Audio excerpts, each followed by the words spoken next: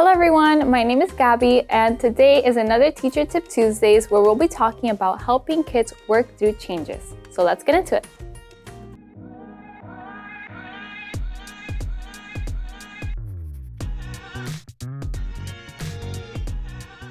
In a child's life, there are big changes and there are small changes. And today we're going to be talking about 3 points to help those kids transition through those changes.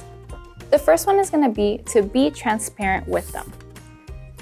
So we always want to be transparent with the kids that we take care of or even our own children. We want to make sure that they know what's going on. You know, sometimes when there's big life changes that are about to happen, it could be moving to another state, moving to another country, or just moving to a different school.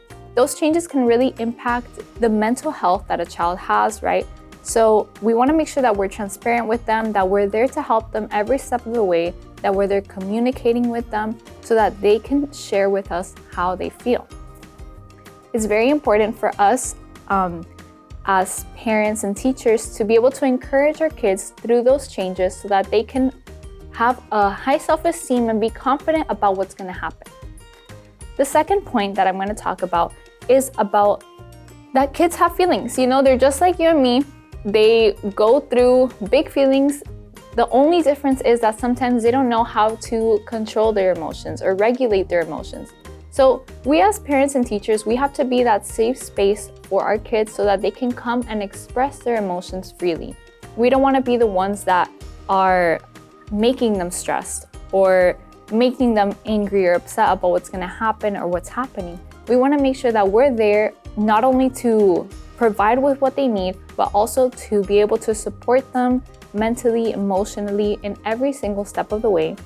We have to really make sure that they know who they are, that they know what's going to happen, and that they feel secure in whenever they're with us.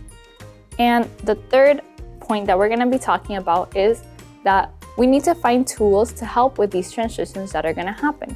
So in big changes and small changes, sometimes there's things that are predictable and there's things that are unpredictable, right? So something that we can do to help a child get ready for a big change is not only to tell them what's going to happen, but when those changes do happen, to try to find things that they can find comfort in. So it can be an activity, right? If they are very interested in sports, put them in a sports program, or maybe just take them to the park, bring a basketball with you, bring a soccer ball with you. Make sure that they're engaging with their community, that they're getting to know other people, that can make them feel a little bit more secure, that can help them with whatever that they're going through. They can also maybe be interested in art or music, right? So those are little things that we can notice as parents and teachers that, oh, my child is interested in music. Let me put him in a music program. Let me put him or her in the orchestra in school, in music class in school, right? So those are little things that we can look at, that we can notice to make sure that, you know, our kids are smoothly moving through those transitions. So another thing that we can share with them about is how there sometimes are changes that we don't always control. You know, a lot of times, maybe your kid wants to go to the park, but it starts raining.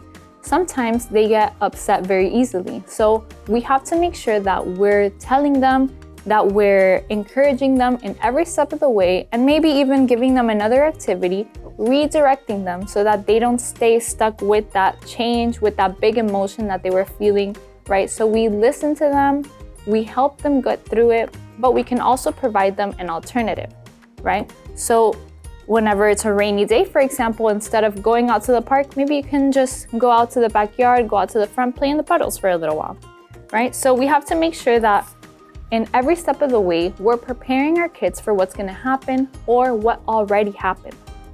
We have to make sure that being that support for them. So I'm going to share a little bit about my testimony, how when I was around 7 years old, you know, I moved from another country here to the United States. For me, that was a really big change, you know. My parents didn't really tell me what was going on. They didn't really tell me that we were gonna move here, that we were gonna stay here. So for me, literally my whole world had changed. But what happened was that my parents were able to see what were my passions, what were my interests, and they were able to help me to get into those different interests that I had, right? Like music. I was really interested in music, so my parents ended up moving, or putting me in a special school that had a special music program. So those are little things that we can do to help our kids transition easier. Another thing is that sometimes we're stuck with the past ways, with the ways that we were raised to be. You know, a lot of times in Hispanic communities, we're just told, oh no, don't worry about this, nothing's happening, nothing's going on, everything is fine. But in reality, there's a lot of things that are changing.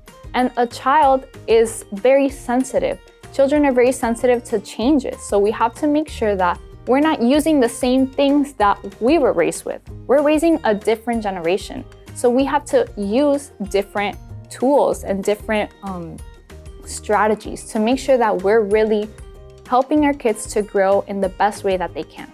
This is all I have for you today. I hope that you were able to get something from this. I hope that you really learned. And if you want to connect with us, make sure that you subscribe to our channel and leave a big like, and we'll see you in the next video. Bye.